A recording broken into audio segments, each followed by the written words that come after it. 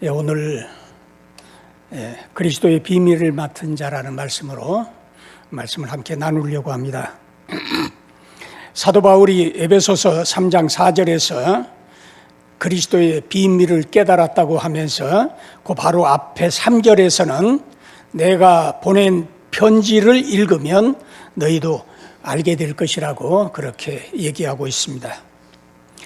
바울이 깨달은 비밀은 어느 날 한꺼번에 온 계시가 아니고 많은 수고와 노력 가운데 조금씩 넓어지고 깊어지는 그러한 것을 우리가 바울 사신 전체를 읽어보면서 알 수 있습니다. 바울이 깨달은 계시의 시작은 어디서부터일까? 그것은 다메섹 도상에서 주님을 만난 것으로부터 시작되었다고 알 수 있습니다. 왜냐하면 그전에는 사울이 예수를 믿지 않았기 때문입니다.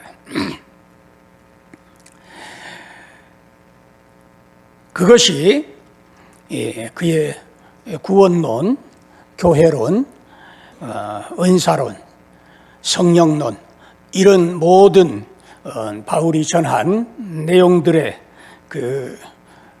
내용들이 다메섹 계시에서 그 뿌리를 가지고 있다. 그래서 오늘 그 다메섹 계시에 대한 그게 어떻게 뿌리를 가지고 확장되어 나갔는가 하는 것까지 다 말씀드릴 수는 없고, 거기에 이러한 일들이, 이러한 사건들이 이게 나중에 이렇게 큰 그러한 계시가 되어졌구나, 그거를 알 수 있도록 하는 몇 가지를 말씀을 나누려고 합니다.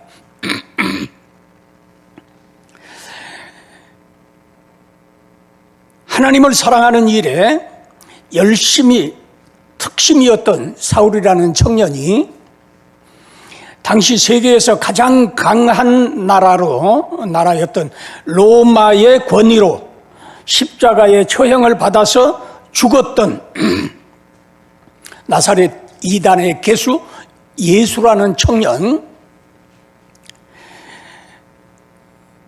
그 청년의 시체를 훔쳐가 가지고 살아났다, 부활했다, 이렇게 헛된 소문을 퍼뜨려서 사람들 혹세무민이라고 그러죠. 그리고 사람들을 속이고 혼란하게 하는 이러한 일들을 하고 있기 때문에 그 무리들을 잡아서 죽이든지 감옥에 넣든지 이렇게 해서 처형을 하는 것이 하나님을 위해서 큰 일, 하나님을 사랑해서 하는 그 일이라고 생각을 해서 사울이 열심을 내서 앞장서서 예수 믿는 사람들을 핍박하고 잡아 가두고 죽이고 하는 일에 앞장을 섰던 것입니다. 그래서 당시에 사울이라는 청년이 공회의원이었는데 요즘 말로 하면 입법, 사법, 행정의 3권을 가진 그런 사람들, 공회의원인 그 신분을 이용해서 대제사장에게 가서 내가 예수 믿는 사람들을 잡아다가 감옥에 집어넣겠습니다. 그리고 잡아올 수 있는 권리를 주세요. 그래서 공문을 받아가지고 이제 다메섹으로 가고 있었습니다. 다메섹에 거의 다 갔을 때 갑자기 강한 빛이 비추어서 앞이 보이지 않으니까 엎드러졌는데, 그때 사울아, 사울아, 네가 어찌하여 나를 박해하느냐, 그런 음성이 들렸습니다. 이때 무의식적으로 엎드렸다가 주여 뉘시니까 그렇게 얘기를 하니까 나는 네가 핍박하는 예수다, 이렇게 하는 음성이 들렸습니다. 여기까지는 우리가 다 잘 아는 얘기입니다. 여기서 우리는 몇 가지 질문을 통해서 내용을 더 깊이 파악할 수 있기를 원합니다. 여러분, 인생의 문제든지 성경의 좀 난해한 구절, 잘 모르는 것, 이런 것들을 질문을 잘하면 답이 금방 나옵니다. 그런데 질문이 잘못되면 답이 나오지 않습니다.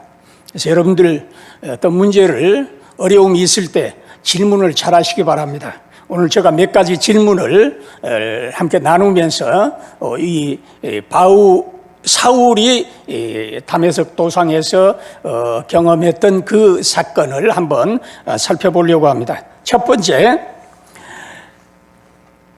사울이 지금 가고 있는 이 길을 비밀리에 갔겠습니까? 아니면 여러 사람들에게 광고하고 다 알리고 그리고 갔겠습니까? 당연히 비밀리에 갔을 겁니다. 예수 믿는 사람 잡아서 체포해가지고 예루살렘으로 끌고 오려고 그런다. 그거를 광고하고 가면 다 도망가 버리지 누가 거기에 있겠습니까? 그러니까 비밀리에 갔을 것이라는 얘기입니다. 비밀리에 가는데 자기 이름을 부르는 사람이 있다는 것은 누군가 자기가 가고 있다는 것을 알고 있다는 그러한 얘기가 됩니다. 두 번째 질문입니다. 당시 사울이 확신하고 있었던 건 뭡니까? 사울이 왜 다메섹으로 가고 왜 예수 믿는 사람들을 잡으려고 했습니까? 사울이 생각할 때는 예수라는 청년은 당시에 그 세계를 제패한 로마의 권위로 십자가 처형을 했기 때문에 반드시 당연히 죽었다는 겁니다. 예수라는 청년은 십자가에서 죽은 게 확실하다고 믿는 사람입니다. 그런데 그 예수가 자기의 이름을 알고 자기가 비밀리에 가고 있는 것까지 알고 자기를 따라왔든지 아니면 먼저 와서 기다렸든지 그랬다는 겁니다. 세 번째, 그러면 예수가 안 죽은 건가? 사울은 혼란스럽지만 그의 생각을 정리해 보았을 것입니다. 예수가 안 죽었는데 장례를 치러갖고 그 장례 치른 다음에 무덤에서 나와가지고 이렇게 살아났다고 한다면 그가 사람이든지 십자가에서 안 죽고 살아난 사람이든지 아니면 예수의 제자들이 얘기하는 대로 부활한 거든지 둘 중에 하나일 겁니다.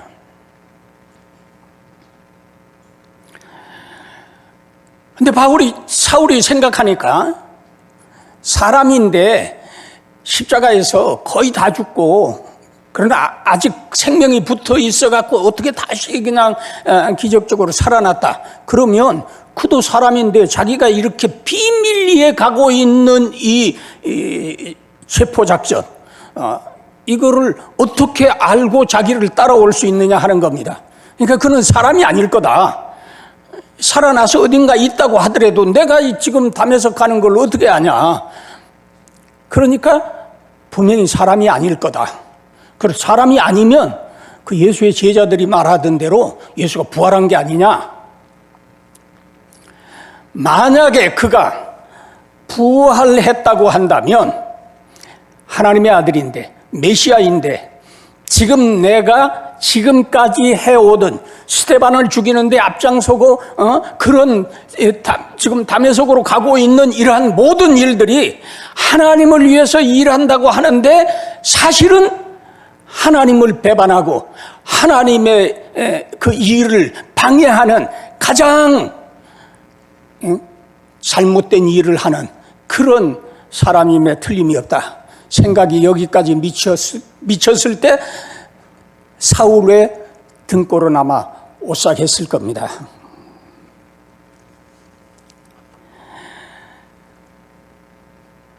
만약에 그가 부활하신 메시아가 맞다면 자기는 가장 극악무도한 하나님을 대적하는 그러한 일을 한 그러한 죄인이 되고 만다는 것입니다. 사랑하는 성도 여러분, 때로 우리가 우리의 모든 지식, 상식, 경험 이런 걸 가지고 하나님을 위해서 이게 제일 좋은, 이게 가장 하나님께 영광 돌리는 일이라고 최선을 다해서 열심을 다해서 하는 일들이 잘못될 수도 있다는 겁니다. 지금 사울이라는 청년이 조금도 그가 사심을 위해서 한 것은 없습니다. 하나님을 사랑하는 그 마음이 바리새인들 중에서도 바리새인, 하나님을 사랑하는 자 중에서도 하나님을 사랑하는 그런 특별한 열심을 가지고 했기 때문에 조금도 의심할 바가 없지만 그러나 결과는 전혀 아니었다는 겁니다. 이 일을 통해서 우리가 하나님의 일을 하든지 인생을 살아가든지 내 주장만을 옳다고 내가 아무리 생각해도 내 경험이, 내 지식이 내가 근데 그걸로 다 되는 것은 아니라는 겁니다. 사울은 기도하지 않고 살았겠습니까? 말씀을 묵상하지 않고 살았겠습니까? 그는 말씀을 묵상하고 기도하면서 아마 살았을 것입니다. 이를 통해서 우리가 인생을 살아가면서 내 주장만 옳다고 펼 게 아니라, 그렇다고 주장 펴지 말라는 얘기는 아닙니다. 주장을 하기는 하되 그것이 정말 하나님의 뜻에 합당한 것이고 하나님을 사랑하는 것이고 교회를 사랑하는 것이냐 하는 것은 정말 자기의 의견도 다른 사람의 의견과 같이 놓고 객관적으로 하나님의 지혜를 구하면서 말씀을 묵상하면서, 그리고 사울처럼 어리석음을 범하는 자가 되지 않도록 성령의 인도를 구하는 그러한 자세를 가지고 우리가 주님의 몸된 교회를 위해서 일해 가야 할 것입니다. 다섯 번째로, 이때 사울에게 가장 먼저 떠오른 생각이 무엇이었겠습니까? 아마 사울이 그때 나는 네가 핍박하는 예수다, 이 말을 박해하는 예수다, 이 말을 들었을 때 사울이 아마 스데반의 마지막 기도가 아마 생각이 났을 수도 있습니다.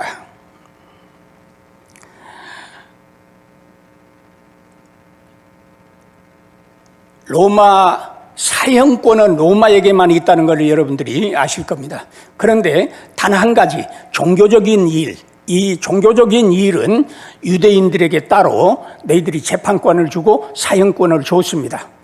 그 대신 그거는 아무나 종교적인 재판이라고 아무나 사형 언도를 하고 사형 집행을 하는 것을 할 수 있는 것은 아니고 공회의원 중에 한 사람이 반드시 현장에 있어야지 됩니다. 그런데 그 공회의원 중에 한 사람이 입회하에 사형 집행을 이렇게 할 수 있는데, 그 사형을 집행할 때에 이제 어떤 사람이 공회의원인지를 알 수 있는 게, 학자들이 연구를 해서 이제 발표를 한 거는, 그 돌로 쳐서 죽이는 그 사람들이 먼저 옷을 벗어서 한 사람 앞에 갖다 놓고, 그리고 돌로 이제 쳐서 사형을 집행하는데, 그 옷을 벗어서 갖다 놓는 사람, 그 사람이 이제 공회원이고 사형 집행관이라는 겁니다. 스데반을 죽일 때 사도행전 7장에 보면 옷을 벗어서 누구 앞에 갖다 놨죠? 사울이라는 사람 앞에 갖다 놨습니다. 사울이 스데반을 죽일 때 사형 집행관으로 이제 집행을 한 겁니다. 그러니까 그 말은 무슨 말이냐 하면, 스데반에 가장 가까운 곳에서 스데반이 하는 모든 얘기들을 잘 들은 사람이 사울이라는 얘기입니다. 네, 스데반이 죽으면서 마지막으로 나의 영혼을 주께 맡깁니다, 하나님께 맡깁니다. 그리고 주여 이 죄를 그들에게 돌리지 마옵소서 하고 이제 눈을 감았습니다. 이 죄를 저들에게 돌리지 말아달라 하는 이 기도를 그 사형 현장에서는 어떠면 스데반을 욕했을지 모릅니다. 죽어가면서까지 그렇게 했을지 모르지만 지금 생각하니까 이게 의미가 전혀 다른 겁니다.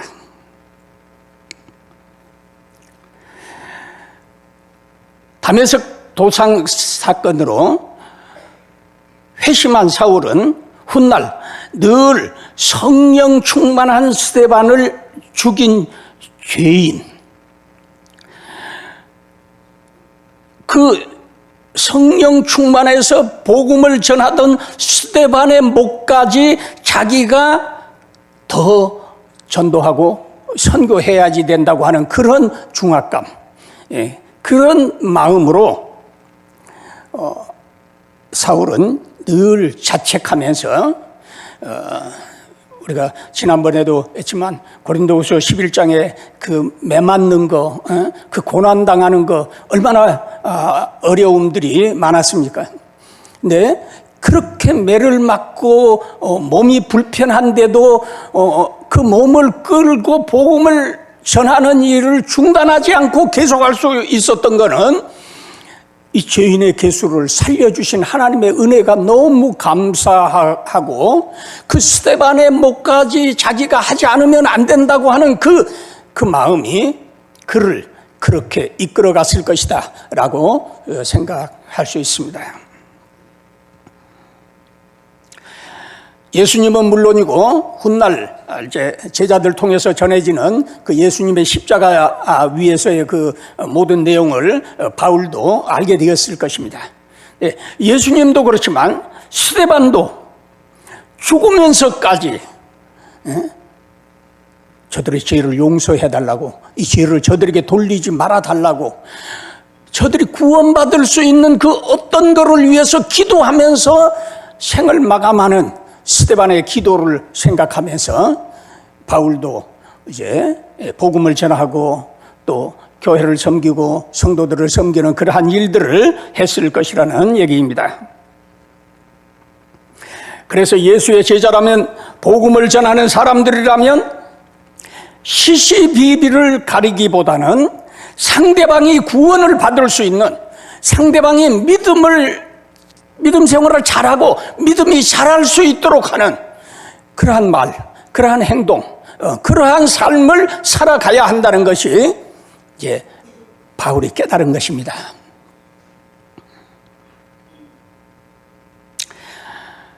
내가 누명을 좀 쓰더라도 저 사람이 상처받지 않고 저 사람이 믿음 생활 계속해서 구원을 받을 수 있다고 한다면 그런 정도는 감당하면서, 누명을 벗으려고 시시비비를 가리려고 누구의 잘못이냐를, 어떤 것이 정이고 어떤 것이 진리이냐라고 생각하면서 그러한 삶보다는 주여 이 죄를 저들에게 돌리지 마옵소서, 저들도 구원받을 수 있는 그러한 사람들이 되게 해주세요.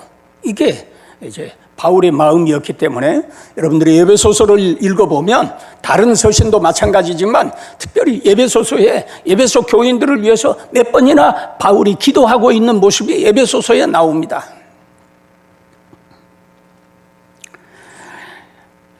에베소서 3장 1절에 바울이 이렇게 얘기를 합니다.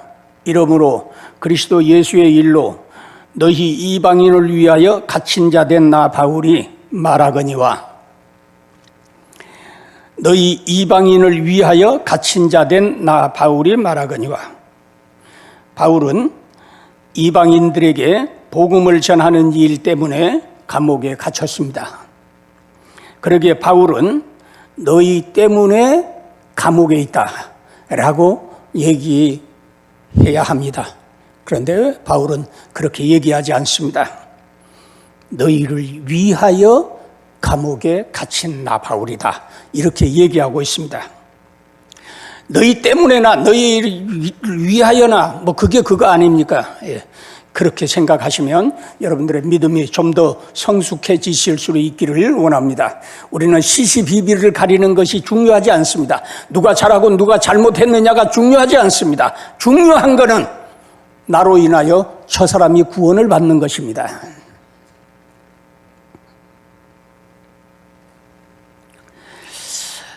남의 탓하지 않아야 합니다. 남을 비난하지 않아야 합니다. 사람들 앞에 있을 때나 혼자 있을 때나 교회 안에 있을 때나 시장에서 물건을 살 때나 우리는 말과 행동에 변함이 없어야 됩니다. 하나님께서 다윗을 이스라엘 백성의 왕으로 세우려고 마음을 먹은 것은 다윗이 목동이었을 때 그 목동일 하는 것을 보고 마음을 정했다라고 시편 78편 70절에서 72절에 이제 하나님이 말씀을 하고 있습니다.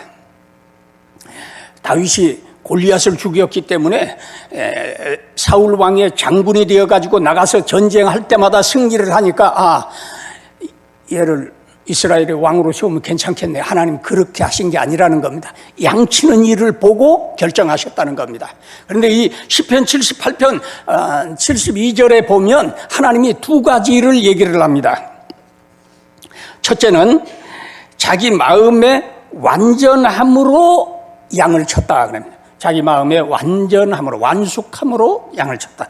두 번째는 그 손의 능숙함으로 그 양들을 길렀다. 여기서 이 완전함으로 하는 말, 옛날 성경, 제가 어려서 보던 성경에는 성숙함으로 그렇게 번역이 됐었는데 이거를 완전함으로 이렇게 이제는 지금 성경에는 바꿔져 있습니다. 근데 도대체 양을 치는데 어떻게 하는 게 완전함으로 양을 치는 거냐? 원래 이 히브리어 토음이라는 단어는 사람이 행동이 변하지 않는다는 겁니다. 혼자 있을 때나 여러 사람 앞에서나 아까도 얘기했지만 교회에 있을 때나 회사에 갔을 때나 어떤 분들은 교회에서 보면 천사인데 집에 가서 보면 복군이에요. 어떤 분이 마음이 울적해서 은혜를 받아야 되겠다고 기도원 집회를 가서 3일간 집회를 참석하고 이제 내려오면서 요즘은 많이 없어져 버렸는데 옛날에 공중목욕탕이라는 게 있었잖아요. 그래서 이제 3일 동안 기도원에서 이제 집회한다고 막 찬송 부르고 막 뭐 하고 그래서 이제 샤워를 하고 와야 되겠다. 그래서 목욕탕에 들어갔는데 그날따라 사람이 많아가지고 옛날에 이렇게 플라스틱 이렇게 물그릇 있잖아요. 제가 요즘 단어들을 잘 몰라서 설교하면서 좀 헤매는데 플라스틱 물그릇을 이렇게 보니까 그날따라 사람이 좀 많아가지고 이게 그릇이 없더라는 거예요. 그래서 이렇게 옆에 봤더니 나이가 좀 드신 분이 2개를 쓰더라는 거예요. 그래서 가서 얘기를 했대요. 이게 그릇이 없는데 하나 제가 좀 써도 되겠습니까? 그랬더니 막 화를 내면서 이게 젊은 것이 어떻고 그래서 그냥 싸울 수도 없고 기도원 갔다 왔잖아요. 그래서 그냥 그렇게 어떻게 대충 씻고 나와가지고 옷을 입는데 저쪽에 보니까 이제 아까 화를 내고 막 욕하고 그러던 분이 있더라는 거예요. 근데 젊은 어떤 분이 들어오면서 아이고 권사님 기도원 갔다 오셨나봐요. 여러분 그 말을 들으니까 이분이 얼마나 속이 상하겠어요. 여러분 교회 와서 봉사할 때나 시장에 가서 콩나물 1,000원어치 살 때나 좀 사람이 있으면 막 천사처럼 하고 사람 없으면 막 마음대로 하고 여러분이 믿는 하나님은 전지전능하신 분이고 무소부재하신 분이고 임마누엘의 하나님이어서 여러분이 시장을 가든 회사를 가든 가정에 가든 언제나 함께 하신다는 것을 기억하고 살아갈 수 있기를 원합니다.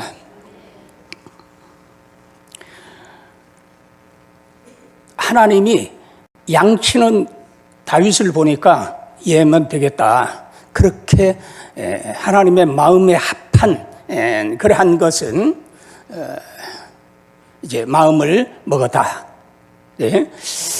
저도 몽골에 가서 처음에는 잘 몰랐지만 나중에 보니까 목동들이 양을 칠 때 자기 집 양만 몇 마리 치는 게 아닙니다. 그러니까 저 집 청년이 양을 잘 친대. 그러면 다른 사람들이 그 자기 양을 갖다 맡깁니다.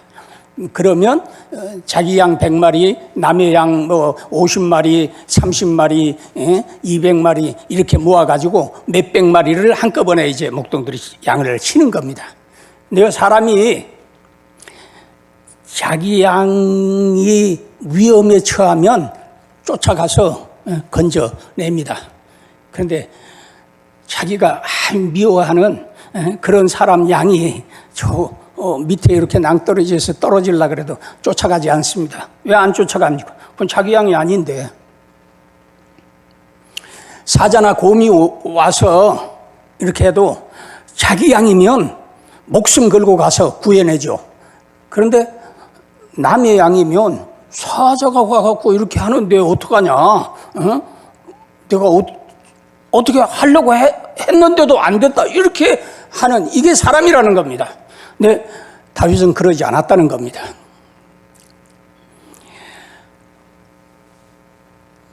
그래서 하나님이 이 다윗이면 되겠다. 이 소년이면 되겠다. 그래서 그때부터 하나님이 이제 왕이 되는 훈련을 하나씩 이제 하는 겁니다. 양치던 사람이 어느 날 갑자기 왕이 되면 어떻겠습니까? 그러니까 왕궁 생활이 어떤지, 왕궁에 있는 사람들의 삶이 어떤 건지 그런 거를 좀 경험을 하고 나서 왕이 되어야지 되지 않겠습니까? 여러분이 이제 사무엘 상하를 읽으실 때 그런 생각을 갖고 한번 읽어보세요. 그러면 이해가 잘 갑니다. 두 번째로 하는 거는 능숙함으로 하는 그러한 말씀을 했습니다. 능숙함으로. 다윗이 골리앗을 향해서 나가가지고 물맷돌을 탁 던지니까 좀 잘못 던졌는데도 하나님이 골리앗의 이마에 가서 딱 맞아가지고 골리앗이 딱 죽게 그렇게 하신 걸로 생각하시면 안 됩니다. 다윗은 얼마나 물매를 연습을 했으면 자기가 곰이나 사자가 이렇게 하면 쫓아가서 그 입에서 자기가 그거를 양을 구해냈다. 그렇게 사울 왕에게 얘기를 했습니다. 그 정도로 다윗은 연습을 하고 능숙함이 있었다는 겁니다.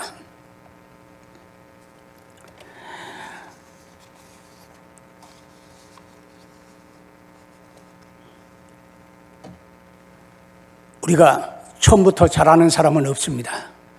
그러나 하나님께서 일들을 맡기실 때 겉과 속이, 안과 밖이, 어제와 오늘과 내일이 변함없이 동일하게, 그러면서도 게으름과 그냥 내가 하나님 일을 하려고 했으니까 하나님이 잘 할 수 있게 지혜도 주시고 능력도 주시고 물질도 주시고 다 주시겠지, 그렇게 하고 하늘에서 감 떨어지기만 바라는 그런 자세로 하나님의 일을 하면 안 된다는 겁니다. 열심히 연습해야지 됩니다. 구역장도 교사도 성가대도 처음 시작할 때는 좀 부족하지만 날마다 연습하고 날마다 노력해서 능숙함에 이를 때까지 적어도 물매 하나로 골리앗의 이마를 뚫어낼 수 있는 정도의 정확함과 그런 능력을 갖는, 물매를 날릴 수 있는 그런 성도들이 되어야 할 것입니다.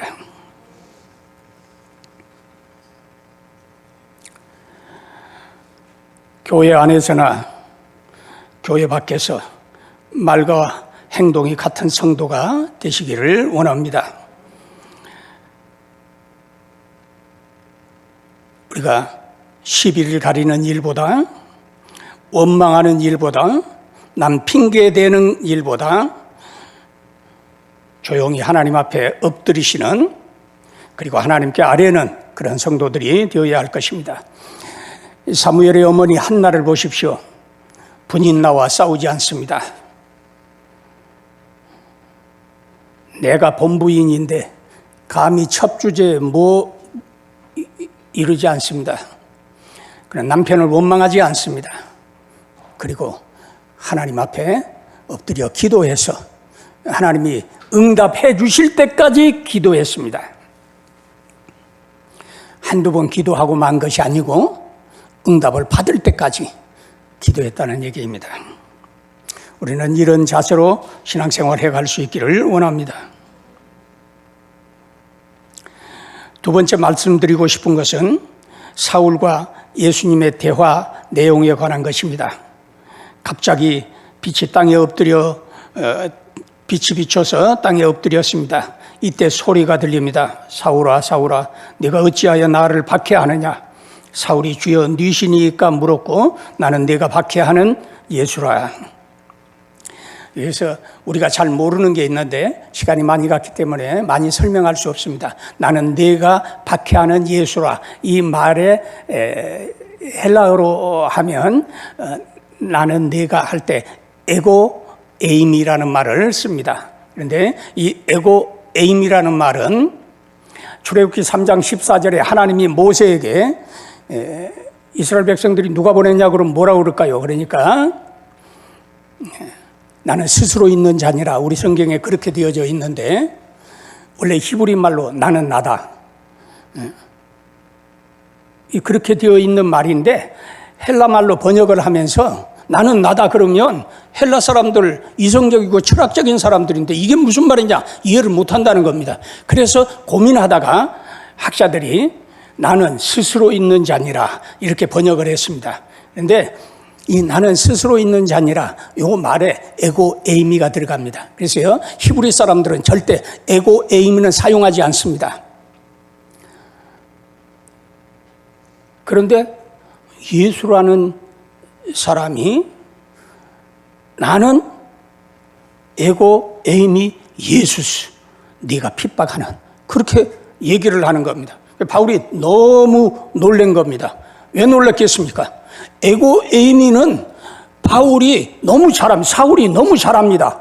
이건 하나님만 쓰는 단어인데 예수가 이 단어를 쓰면 예수가 메시아가 아니냐 그 생각이 들었기 때문입니다.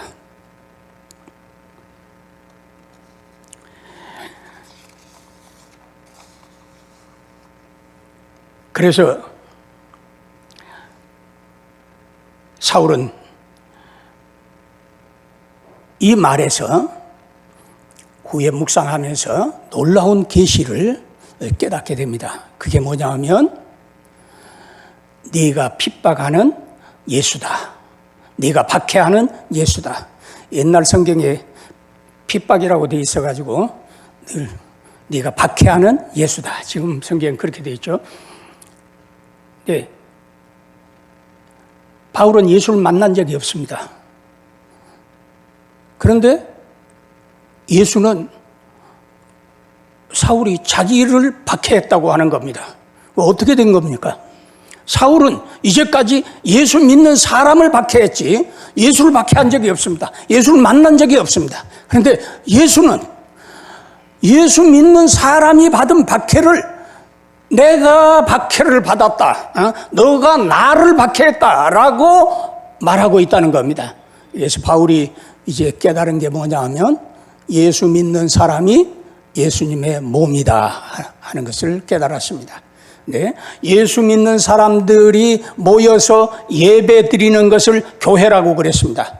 그러면 예수 믿는 사람들이 예수의 몸인데 예수 믿는 사람들이 교회면 교회는 예수의 몸이 된다는 그러한 이제 신학적인 교리적인 그것을 이제 생각해냅니다. 그리고 로마서 그리고 에베소서 빌립보서 여기에서 교회는 그의 몸이니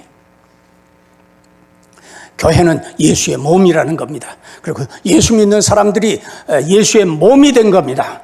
그래서 예수의 몸이 되었기 때문에 예수가 살아있을 때 예수를 영접해서 예수의 몸이 되면 아담의 후손으로 이 땅에 온 모든 사람은 죄와 사망의 법의 통제를 받고 세상을 살게 되어 있는데, 거기서 벗어져 날 수 있는 길은 죽는 길밖에 없다라고 제가 몇 번 말씀을 드렸습니다. 그러면 죄와 사망의 법에서 벗어나기 위해서는 죽어야 되는데, 죄와 사망에서 법에서 죽어나겠다고 자살을 하든지 죽으면 죄와 사망의 법에서는 벗어나지만 부활할 수가 없는 겁니다. 그런데 예수의 몸이 됐으니까, 예수가 십자가에 죽었고 죄와 사망의 법에서 벗어났고 그리고 3일 만에 부활하셨고, 그러면 예수의 몸이 부활했으니까 예수의 몸에 붙어있는 저와 여러분이 부활의 생명체가 된다는 것입니다. 거기에서 끝나는 것이 아니고, 예수가 하나님께서 자기의 우편에 앉혀주셨다라고 얘기를 했습니다. 그러면 저와 여러분 지금 어디에 있습니까? 신구목교회에 앉아서 예배를 드리고 있지만, 바울의 얘기에 의하면 우리는 지금 하나님 보좌 우편에 예수와 함께 앉아서 온 세상 천하 만물이 예수의 발 앞에 무릎 꿇는 요한계시록에 나오는 그 장면을 바울은 상상할 수 있는 것입니다. 그러니까 지금 로마 감옥에 있지만